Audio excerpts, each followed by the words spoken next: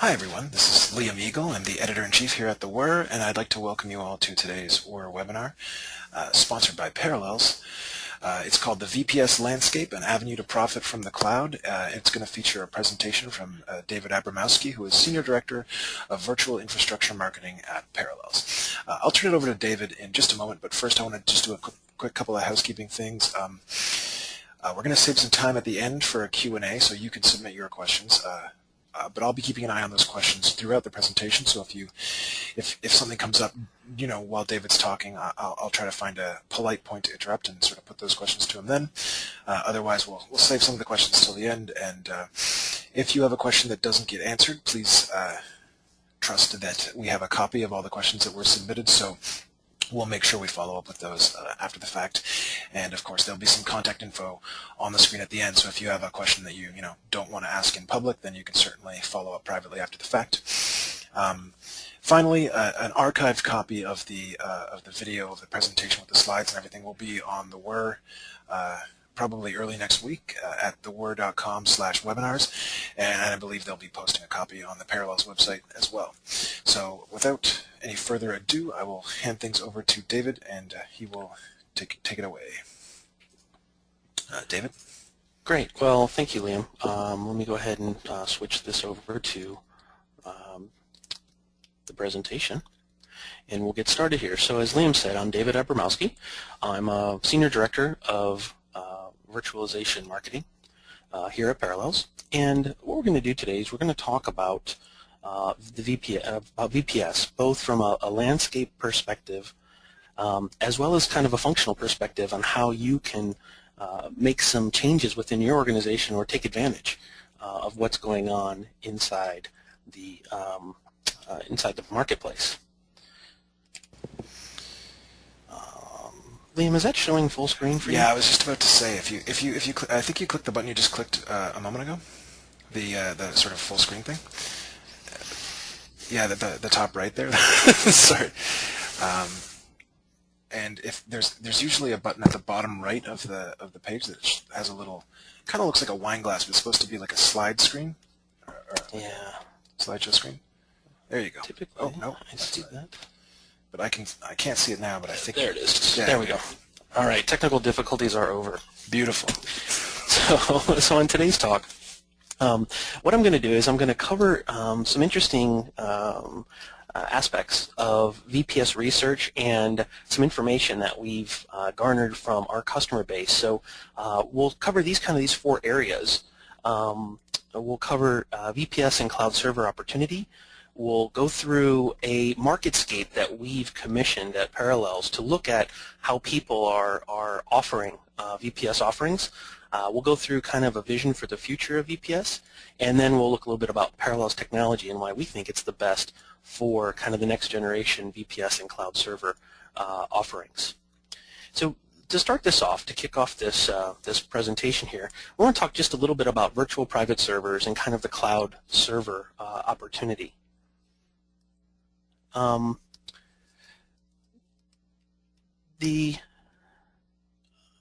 Let's see here. So VPS is definitely a growth opportunity for us, and when we look at this overall in the marketplace, we see that kind of the market sizing here on this graph shows us that VPS is going to continue to grow over $1 billion in the next year, and then even get up into $1.3+ billion by 2012. And we think that this is a very interesting market opportunity, and there's some really good reasons why this is happening. If we look specifically at the cloud computing arena, and we look at all of the different types of environments out there, and most of you are probably familiar with this. So you're familiar with the different types of clouds, so private and public and community and hybrid. And the rest of this is really part of the definition from NIST, the National Institutes of Standards and Technologies. But on the right-hand side, we see infrastructure as a service, and that's companies like Amazon Web Services or vNetwork, Rackspace Cloud, HostGator. In the middle, you have services like Platform as a Service, where you have the Force.com from Salesforce. You have Engine Yards, environment for Ruby on Rails. You have Google's App Engine. And these basically environments enable developers to quickly deploy applications and really only worry about the application and not the stack underneath it. And then all the way on the left-hand side, you have software as a service. So, again, Salesforce with Salesforce.com, NetSuite solution, and even niche companies like Yardi, who provide a property management application. What's really interesting is that all of these different infrastructure, all these different elements of cloud computing, they require cloud servers or VPSs to run underneath all of it. Right? There's virtualization that must be employed across all of these different arenas. So whether you're offering infrastructure as a service, which is single clouds, single servers to a small business, or you're bundling that with application stacks and providing the platform, or you go all the way to the other side of the equation, you're going to have the ability to take advantage of the growth in this VPS marketplace.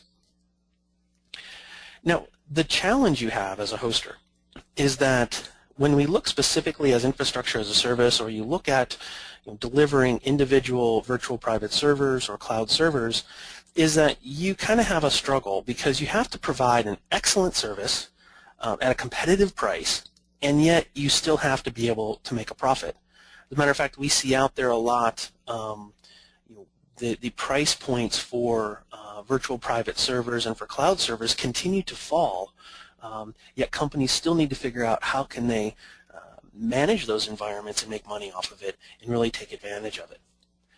So an example, let's just take an example of one of the Parallels customers that we have out there and kind of just talk a little bit about how companies are being successful with adding VPS even today. So a lot of people think that, oh, VPS Marketplace is saturated. I don't agree with that. I think that the VPS Marketplace is still in its early stages. It's very possible that VPS as a specific developer environment may be saturated, that it may be, there may be some specific segments of the marketplace that we don't have a lot of growth left in because there's not a lot of people who are highly technical, want to manage all their own environments. But there's kind of this next wave of VPS that we see. And HostGator is a great example of that next wave. So HostGator decided to add VPS in 2009. And if you're not familiar with HostGator and their statistics, but over 225,000 customers, well over 1.2 million domains managed through them, and basically what their customers were asking them for was a way to kind of upscale from shared hosting. They didn't want to go all the way to fully dedicated boxes. They wanted a completely isolated environment, but they didn't want to have to manage all the components of a dedicated box. And HostGator decided to add this VPS at the end of 2009. They did choose the Parallels solution, Virtuoso Containers. They integrated it into their existing systems, took them about 6 weeks, and they targeted their shared hosting customers. Interesting result is that in the first few months, they quickly surpassed 5,000 VPS subscriptions. And they're experiencing growth of 20 to 25% month over month. So what this tells me is that there is a great opportunity when you find these other niches or these other areas to take your products into. And that's what I want to do with the rest of this presentation, is try and help you understand those different areas or the things that you can do to kind of find your niche, to find that area where there's greenfield to sell VPSs and cloud servers. So the next piece of the presentation is going to talk about or give you the highlights from what we call the Marketscape research.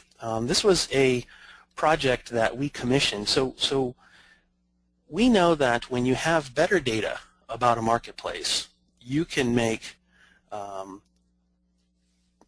you can make better decisions, right?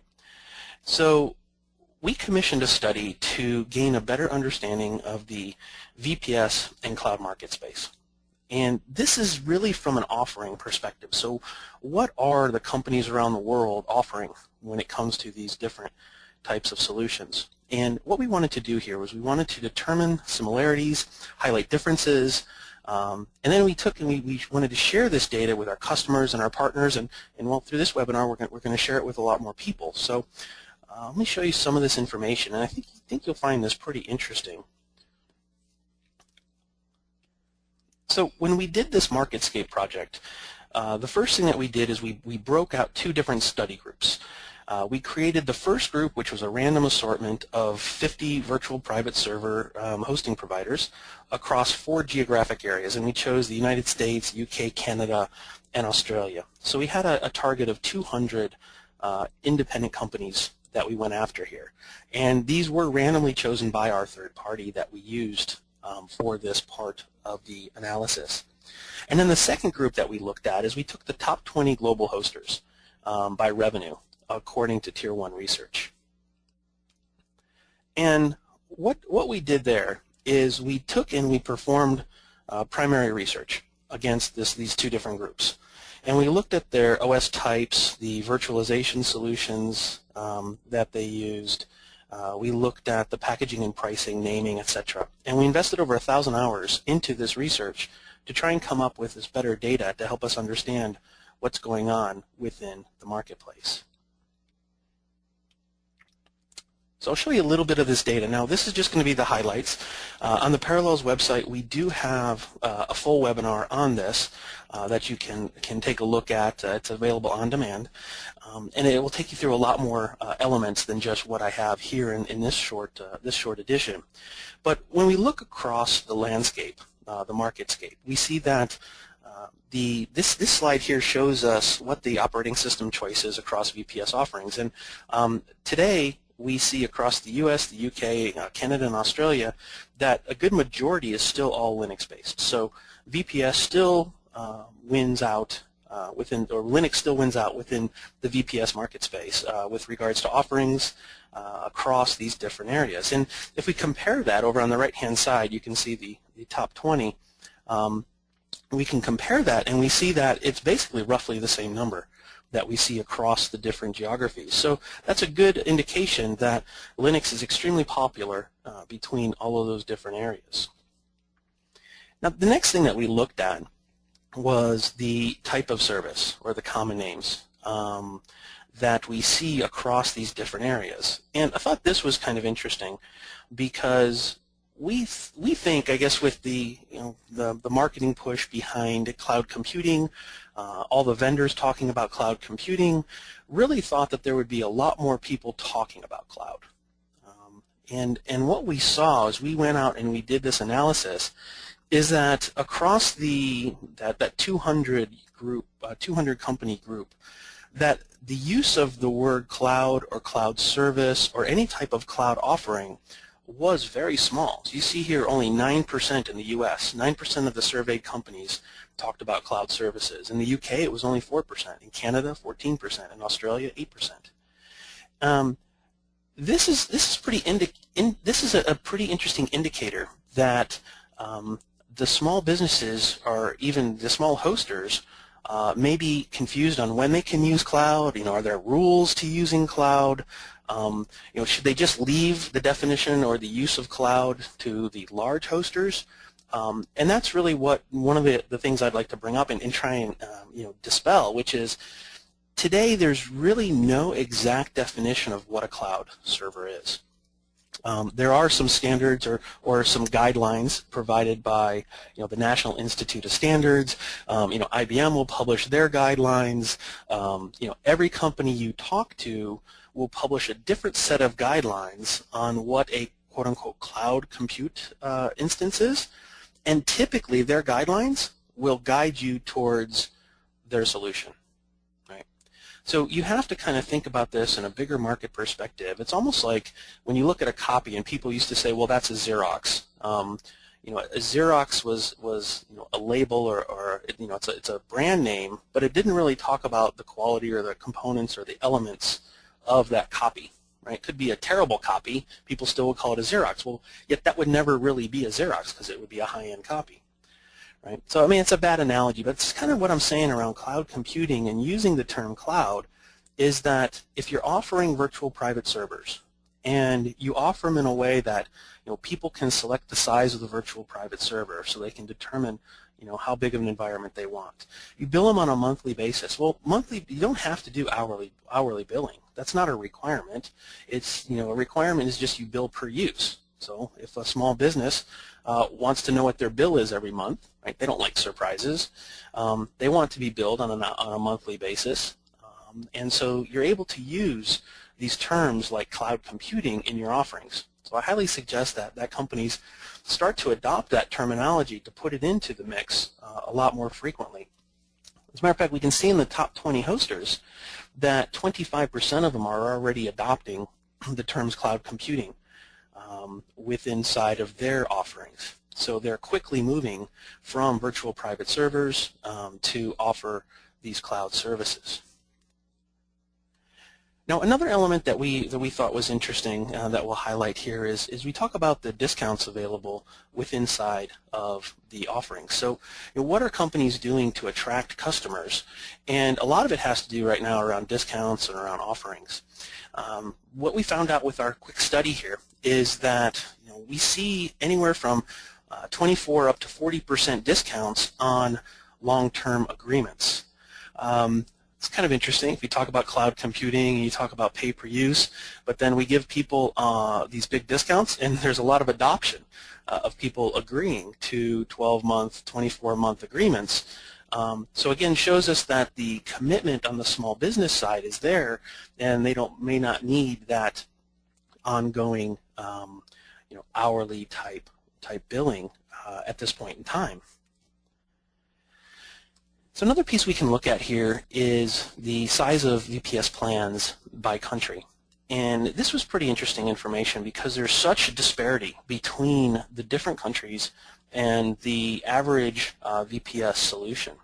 So you can see in the US, on the top of the screen here, we looked at small, medium, large, extra large type environments. But what you'll see here is if you look at the small, right, for 560 megabyte of memory, 277 gigabyte of storage, 568 gigabyte of bandwidth on average, and the average price was $11.59 a month. This is pretty interesting. How do they make any money at $11.59 a month on average inside this environment? And that's what we'll talk a little bit behind what Parallels does, because it takes a technology like Parallels Containers technology to even be able to pull this off. Now in Canada, we see the prices go up a little bit higher. And then if we go over and we look at Australia and the UK, again, the prices change, and the sizing changes. Now, what's good to do here is I'll just look at the specific comparison of the small across all the different regions, and you can see how this impacts. So we see that Australia here on the top, the UK, Canada, and the USA, and the memory is roughly the same. It's not that it's not like somebody's giving a gig.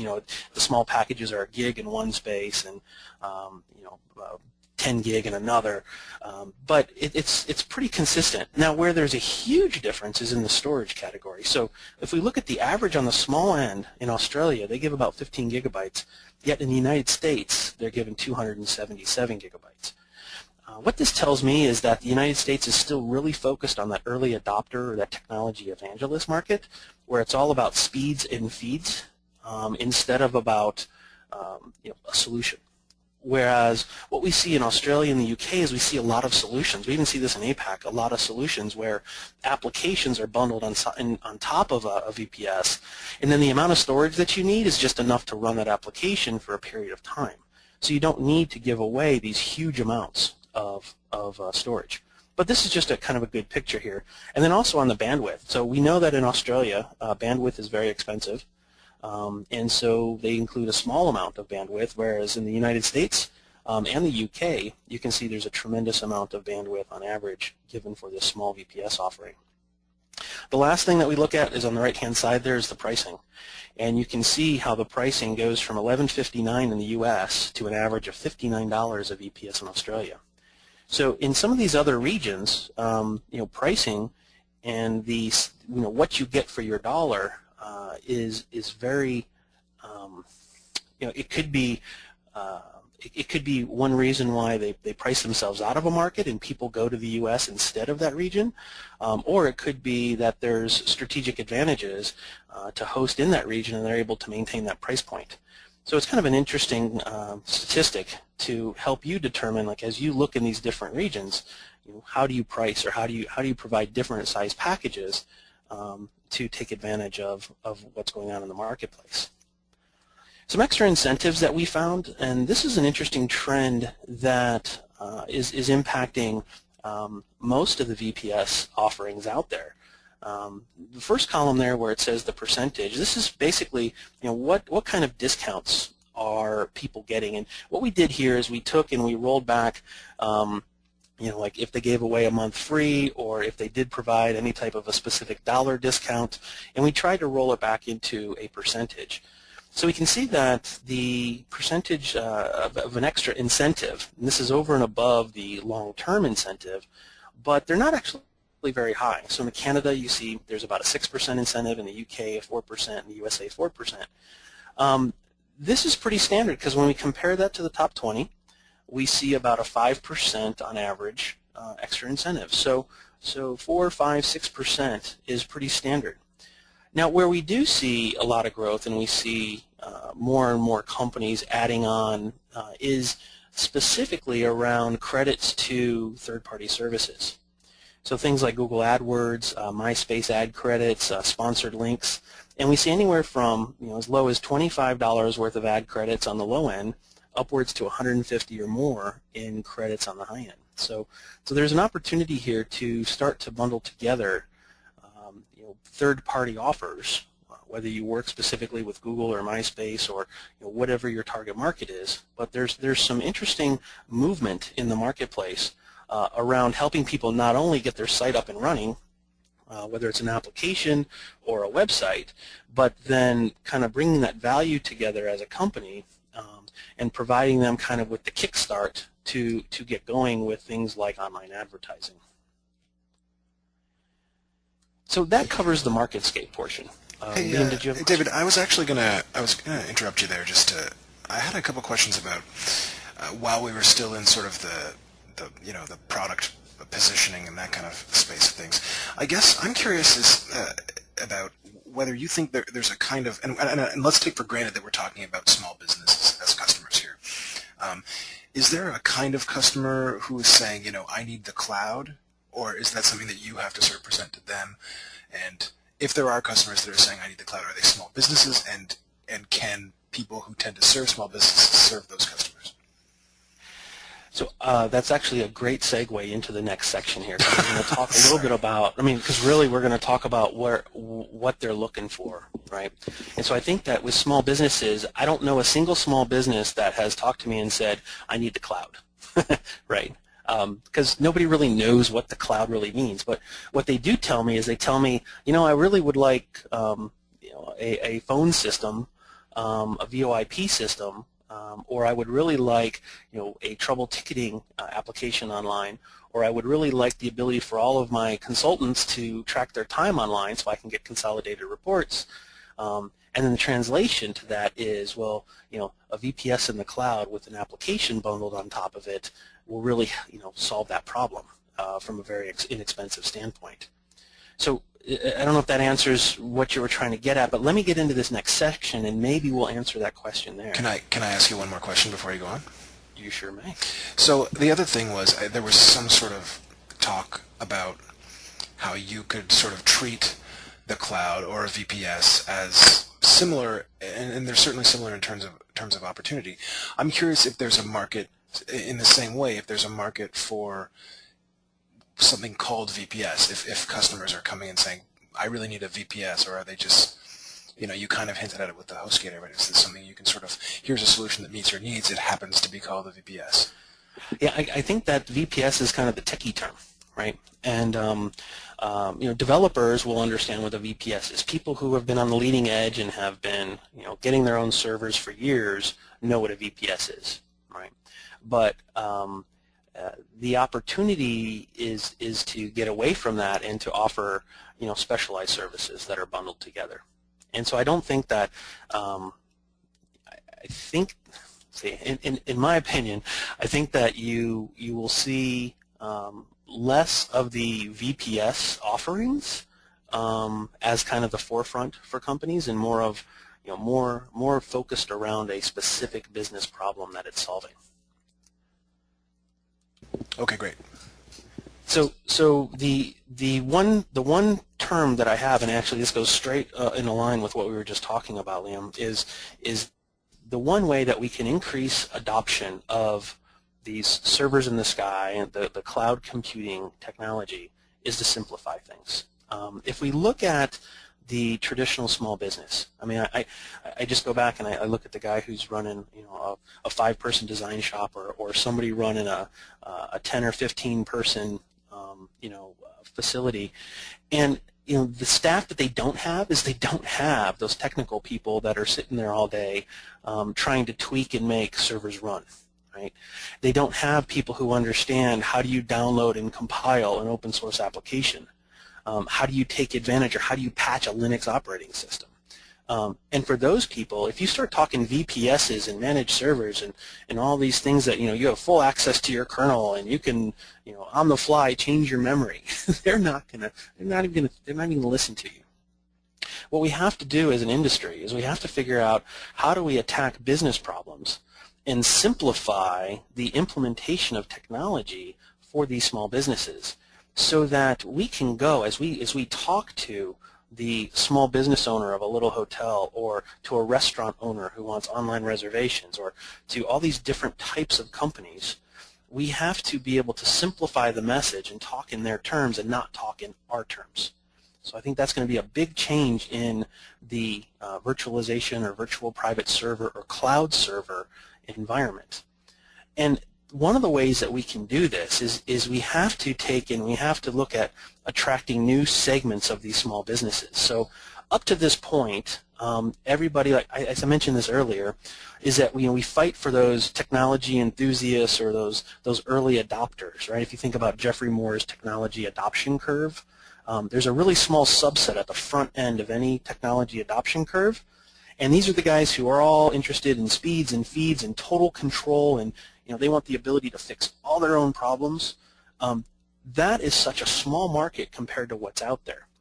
Yet that's the market I think that we're still mostly stuck in on the virtualization front. And as I talked about the simplicity, it's kind of like how you can transition the chasm or jump the gap there into the mass market, which is simplify and hide the complexity. So hide the complexity of server management, hide the complexity of patching OSs, hide the complexity of building and managing software stacks, application upgrades. All of that should be invisible to the small business. Because the minute you say to a small business, great, I'm going to give you a server, and it's going to be fully loaded day one, but within 6 months it's going to be completely outdated, and I don't know if you're doing backups, and I really don't care because you're just paying your bill. That's not going to work. We're not going to have a growth industry by that. We have to start thinking about how do we take technology, bundle it with services, bundle it with those add-on capabilities so that we can attract new segments of small business who traditionally wouldn't think about using technology in the way that it can be used today. Some examples here that I have on this slide is business-specific offerings. So if you think about your own offerings for VPS, today you probably offer a set of servers, right? Small, medium, large, tier 1, tier 2, tier 3. And just like we saw in the statistics earlier, it's all about the size of memory, the amount of disk space, all the gigabytes of transfer. But really what we can do is as we transition, and this goes back to Liam's point, which is where can we see this opportunity, is if you take and you start to create value-added virtual environments, or server, think about it as kind of a more of a business in a box. When you start to target specific areas, like for example consultants. So if I think about a consultancy, when I run a consultancy and I've got 10 guys who are out there all the time with my clients, what do I need them to do? Well, I've got time reporting I have to deal with so that I can have proof for my clients on what I've, what the guys have built. I need to be able to do invoicing. I need to be able to do basically file sharing between my teams. So if you think about all the things that a small business would need or that consultant business would need, you can package that into a virtual private server, and then you don't call it a VPS. You offer it as the consulting business in a box, and everything's inside of there. They basically go in, click a button, it instantiates, and now all their people can start to use it. So this is where I think we're going to get to, and this is kind of the vision of where I think that the VPS technology is going to have to move to. And beyond that, we have to go beyond a single server in the sky. Is especially as you look towards kind of the larger deployment. So if you get into the smaller businesses that have larger websites that want resiliency, they want to have failover and backup. Maybe they have a multi-tier web application that they're using. They have a database backend and they're keeping hot configurations on the backend. You have to be able to deploy kind of these standardized multi-server configurations. Right? So I don't know of a single VPS provider today that I can go in and say, set me up a resilient web application infrastructure. I want 2 load balancers, I want 2 compute instances, I want a database with a failover, right? Click a button, make it happen. Well, this is where we're going to get to. You're going to need to get to that point because the small business doesn't want to have to assemble this. They don't want to have to figure out, how do I configure a load balancer to talk to those 2 instances in a security zone. It gets really, really complicated. So we have an opportunity to, again, simplify this and make it so that people can use, or small businesses can use our technology to get their business done.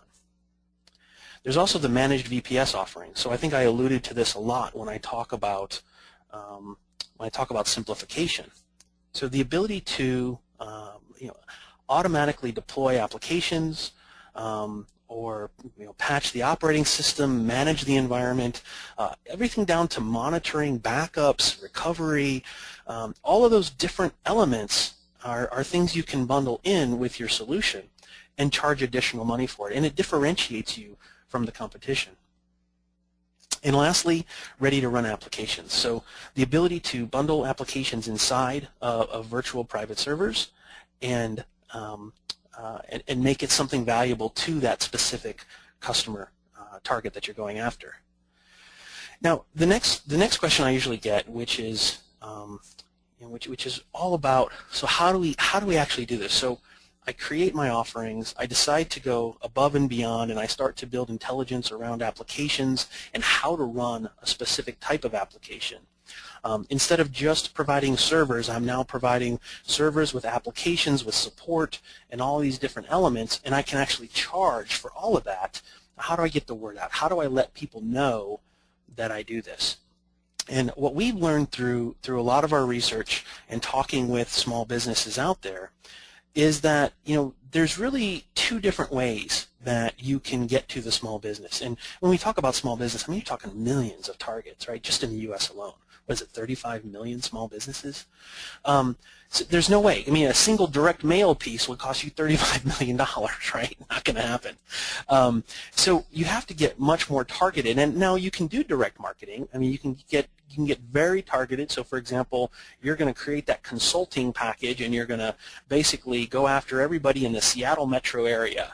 Well, now we can actually get our arms around that, do a campaign, maybe do 3 different pieces, but it's still difficult to target those environments, and it's an expensive approach, right? And you don't really know what your results are going to be. The other way to go about this is to market to those who influence the small businesses in your areas or in your target markets, and that's really what the influencers come from. And what we see is that, I think it's almost like 90% of small businesses, when they make technology decisions, they actually look to someone else, whether it's a peer, whether it's a trusted consultant that they worked with, whether it's a small business agency that provides guidance. I mean, it could be something like a SCORE, which is the Council of Retired Executives. There's other organizations. There's even things like different marketplaces that, for example, Amex has for small businesses, where, or even Sam's Club, where companies are looking for this information. So there's ways that you can take advantage of all of that and influence those influencers instead of having to go directly to that end client. So that covers kind of that section there. As Liam, did that answer any of the questions that you had there, or did I completely blow it? I'd like to ask you something. Actually, I guess something. And this is probably a difficult question to answer, and you probably don't. Or I wouldn't imagine that you would have an answer. But I mean, are there spaces where you can specifically say X kind of customer isn't using X product, but they're hosting websites, and they will use this product if you offer it to them? I mean, so I can't tell you the specifics, but I can tell you yes, that there are entire groups that are already technologically savvy, who are already using computers on a daily basis, who would adopt technologies if it was offered to them and presented in a way that it solved a business problem.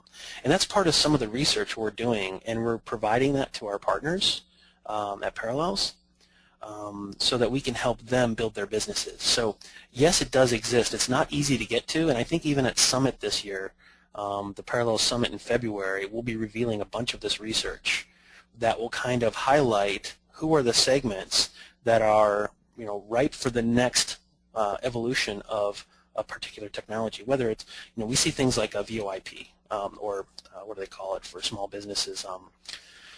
PBXs, right? Online PBXs, where it's the entire communications in a box. I think that's going to be a huge wave that we're going to see here in the short term. And there's quite a few more of those, and we're going to talk about those at Summit and reveal more of that research. So, the long answer, I never do anything short, but the long answer there is yes, I think that there definitely are technologies that we can bring, and when we let the influencers know about this, we'll see widespread adoption.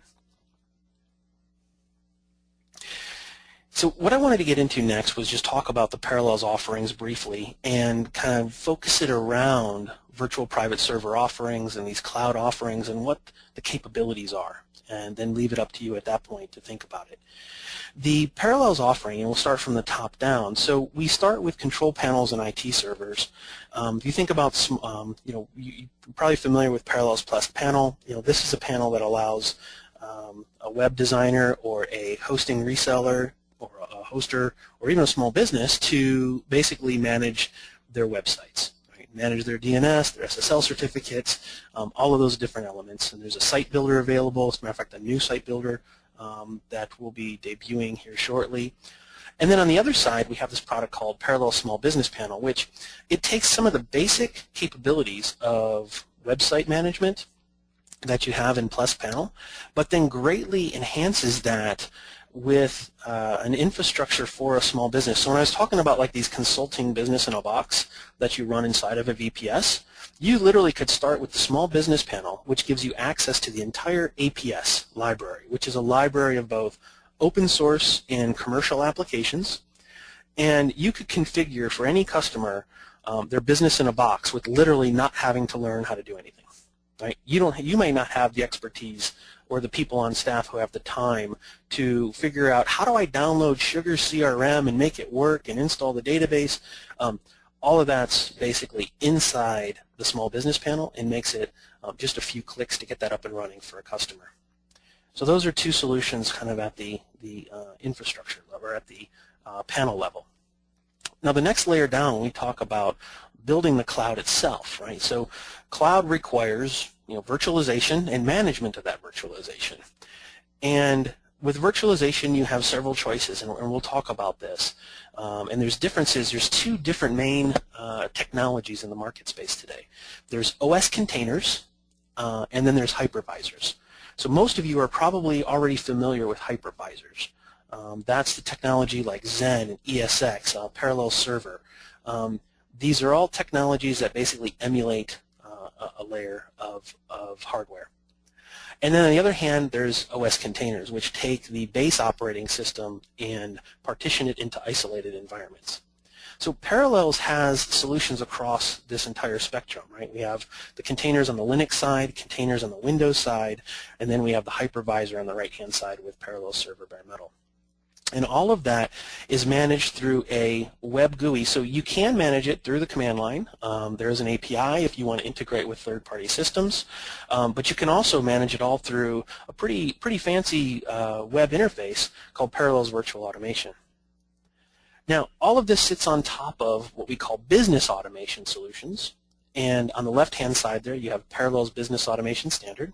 And that's kind of a hosting system or a hosting business in a box. So it includes everything from the customer storefront to the ordering systems, to the fraud protection systems, to the marketing systems, integrated fully with the Plesk panel, the small business panel, the Virtuoso products. And literally, once you install that, you can just turn it on and start selling shared web hosting, virtual private servers, bundled private servers. I mean, there's a lot of capability inside of that. And we just released a new edition of that product, 3.4, came out last month. A lot of updates, a lot of changes going on with that product line. And then on the right-hand side is kind of the big daddy of them all, is the comprehensive cloud services platform that we call Parallels Automation. And this is where you get into the integration of things like BPOS syndication, Hosted Exchange 2010, all those different modules that we talk about from a futuristic perspective of kind of the larger, when you want to be the hosting provider that provides the most cloud services to your customers. So I'm going to focus back in on the virtualization layer because that's really what this talk has been about. This talk's really been about virtual private servers, the opportunity that's in the marketplace, and now let's talk about the different types of technology that you can use. So I mentioned this just a minute ago, which was containers versus hypervisors. So let me try and give you a better picture here. So let's start with the right-hand side, which is the hypervisors. And what they do is they create virtual access to your hardware. And it allows you to create many instances on that virtual hardware. So you create virtual machines. A virtual machine is completely independent. It has its own OS. It has its own applications. And it runs as its own, basically, virtual computer. What's nice about this is I can run Linux next to Windows 2003, next to Windows 2008, and they all can run happy on the same machine. The cons for the hypervisor is that because you're emulating all these different layers and because each individual environment runs completely independent of one another, is that the density is very low on hypervisors. So that's the number of virtual environments you can run on a single server is pretty low. I think that you'll see on a commodity server anywhere from 12 to 14 with today's technology with Zen and ESX or KVM. So this low density also provides an administration challenge because you have to administer every individual virtual machine as a server. So to provide things like managed services, it can be very difficult because now when you have an update, you have to go in and update X number of virtual machines. So let's say you have 1,000 virtual machines running across 10 different servers. So now you have to go in and you have to or actually 100 servers, you have to go in and manage all of that on a one-to-one basis, which means you need lots of administrators.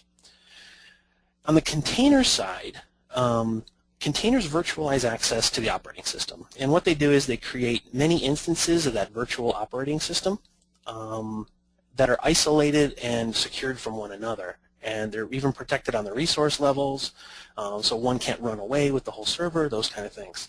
The pros here is that you have really high server density, and I'm actually going to show you a kind of a comparison between hypervisors and containers on the density, on how much we can run.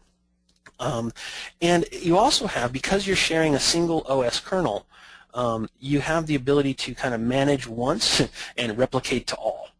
So your management goes from 1,000 individual environments to 1 or 2 different gold images that you basically work with, and your changes can get replicated automatically out to your entire environment.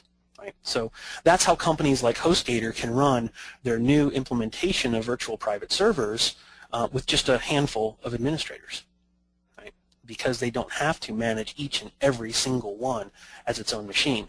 And then you also can take that, and let's follow through all the way into technical support, is that, what do they say, with ultimate control you have ultimate problems. So when you give every aspect of control to your customer and they go in there and they muck with a kernel, or they install some software that breaks it, first thing they do is they call your customer support. Whereas with containers, we can protect that, and because we're sharing a single kernel, we're not giving that kernel, we're not making that kernel accessible for everybody to use. Now, that's also considered a con for container virtualization. So, there is a single OS kernel on a physical node that runs all of the different containers. Now, just like you would use a shovel different than you would use a pick, you will use containers a little bit different than you will use hypervisors. So for those people who need the speeds and feeds and access to the kernel, you definitely would offer them VPSs with hypervisors. But for those who want speed and efficiency, and they don't want to manage every aspect of it, and they want this ease of use that we talked about, containers really are the solution of choice inside of the cloud. So this is just a little picture that I like to make it really clear what the difference is in theory between containers and hypervisors. And I live in Seattle. We're based out of Seattle here at Parallels. And I drive by this every day on the way to work, and I see the ships coming in. And this is kind of a great example of OS containers, right? We have one ship, we have one captain, we have one set of engines, and all of this enables us to move all of these workloads from point A to point B. And that's very similar to the OS container technology. And then on the right-hand side, see when that ship gets to dock, and then we take every one of those containers off and we have to put it onto a truck, that's much similar to a hypervisor, right? Where every workload then has to have its own engine, its own driver, its own chassis, and it becomes much, much more expensive. Now, you can't use a truck across the water, and you can't use a ship across the land. So again, I can make these analogies all day long, but unfortunately, I only have a few minutes left in this webinar, and Liam will get tired of me making these analogies.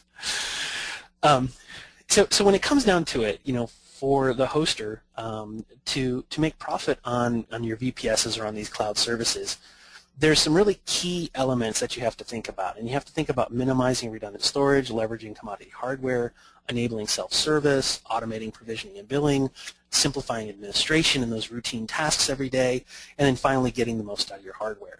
And we feel that the Parallel solution set gives you the best mix of technology to satisfy all of these for your environment. As a matter of fact, what I'll show you here really quick is a performance test that we did with Intel yesterday, or I forget which day it is now, but I just did a webinar with Intel that's available on the Intel Cloud Builder site that highlights a lot of these testings and what we did to stand up a cloud with the new Intel hardware. But basically what we did is we took and we used the Dell DVD store, which is a pretty standard lamp stack application, and we ran some tests to determine how containers operate on that hardware, the latest hardware with the latest virtualization technology turned on, and how does that compare to the hypervisor technology. And so the first test that we ran here, and the only one that I'll show today, is, and by the way, there's a paper on the Parallels website under Virtuoso that covers a lot of this and explains how we did the test so you could replicate it if you so desire. Is we wanted to determine the maximum number of virtual environments we could run simultaneous on the server. And this is a big deal, because as a hoster, if you can spread the cost of that server or your fixed costs across a larger number of instances, you can increase your profit per instance, or you can offer a lower price. Right? So those companies that are offering $11 VPSs, they're using some type of container technology 9 times out of 10. Because that's really the only way you can get the density to support that type of a price point. Now, there's some things here that just tell you how we did the test. We maximum oversubscription of memory. Each VPS was assigned 250 megabytes of RAM, and we used the small DVD store test. But this is the results, and I think this is pretty telltale on kind of the differences between containers and hypervisors. And across the bottom here, the number shows you is the number of developer environments, or these LAMP environments, we were able to instantiate and run the tests on successfully. So we had to be able to run the test cases against it, and they had to complete successfully for us to add it here. And what you see is the purple bar that goes all the way across up to 128. That's Virtuoso containers. Right? So with Parallels Virtuoso containers, we were able to successfully instantiate and run roughly 120 to 128 containers in the environment on a single server. And this is a commodity server, right? It's a dual-core, a single 8-core, 16 gigabyte host using the Nehalem processors. We compare that to the different VMs, right? And then you have KVM, which is the green line, and you can see KVM doesn't do very well at all, especially once you get up over 56 individual environments. And then the same problem happens with ESX, which is the tan line across the middle, which is there's a certain point where you just can't instantiate anymore because of the way that it handles memory and handles allocations.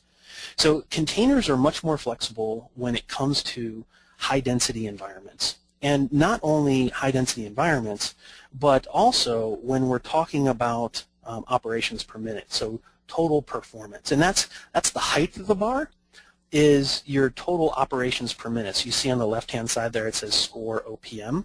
That means operations per minute. And you can see that no matter how many containers we're running, the operations per minute are anywhere from 20 to 30% greater than the hypervisor technology. And this actually makes a lot of sense because hypervisors have to go through lots of layers of interpretation. Right? They have to go through emulation layers before they actually hit the hardware to do the job. And that takes up overhead. That eats up cycles of that computer. OS containers don't do that. They work directly with the native hardware, so you get all that power back, you get all that capability back.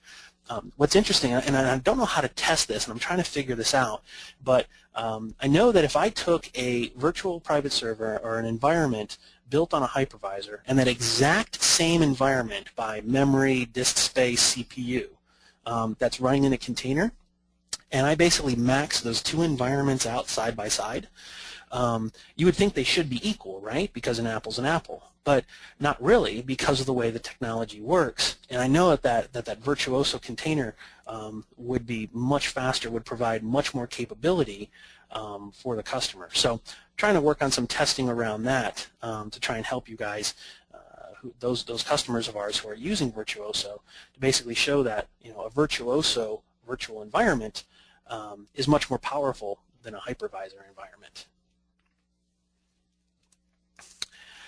So I'm going to go ahead and pretty much wrap this up at this point, and I'll open it up if there's any additional questions, Liam.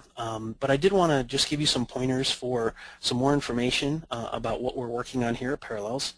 We have Parallels Virtuoso Containers information, and you can download free trials and take a look at how that container technology works, or you can look at our hypervisor technology too. It's all on the Parallels website. We are in the midst, we're about to complete the release of Parallels Virtuoso Containers 4.6. That'll be available for download shortly, and that adds capabilities for Microsoft Windows Server 2008 R2, so that you can provide VPS offerings using that latest edition of the Microsoft Server operating system. We also have a new blog for the Parallels Service Provider team, and this will help keep you up to date on product releases and information about us. And you can subscribe to that or take a look just at blogs.parallels.com/serviceprovider. And then finally, there's several webinars that were used to create this presentation. And those webinars will take each of these sections that I talked about and drill down into them much deeper. And you can find those on our website, and we have both on-demand and additionally scheduled webinars available there at parallels.com/webcasts. So Liam, if there are no questions, and I'll turn it back to you if you wanted to wrap up here. Okay, I have one question I definitely want to raise from the audience here, and this was back when you were talking sort of about the prospect of deploying VMs specifically for specific businesses with sort of applications deployed on the VMs as you did it, and I guess one of the attendees was saying that he's been sort of using Parallels automation for a few years and has always found it sort of difficult to deploy a VM with an application running on it sort of in a one-click kind of way. Is that something that that you want to be easier within Parallels? Yes, absolutely. So as announced last year at the Parallels Summit, we're working on a cloud compute module for Parallels automation, and we'll be debuting that, and actually it comes to life in the first quarter of next year. And it's kind of a good that I'm on the summit slide, but that is definitely something for our Parallels automation customers.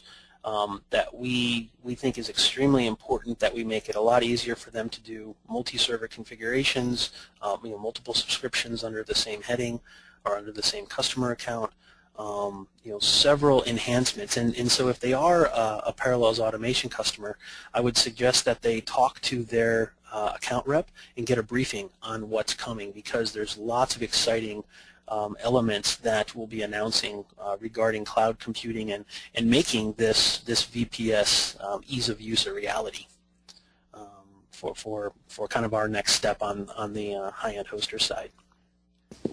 Okay, and then if there's more to that, maybe we can follow up afterwards with some more specifics. But yeah, absolutely. Well, we have just so that people know, is that we now at Parallels we now have what are called statements of direction for each one of our product lines, and we are happy to share those under non-disclosure with our customers and our partners.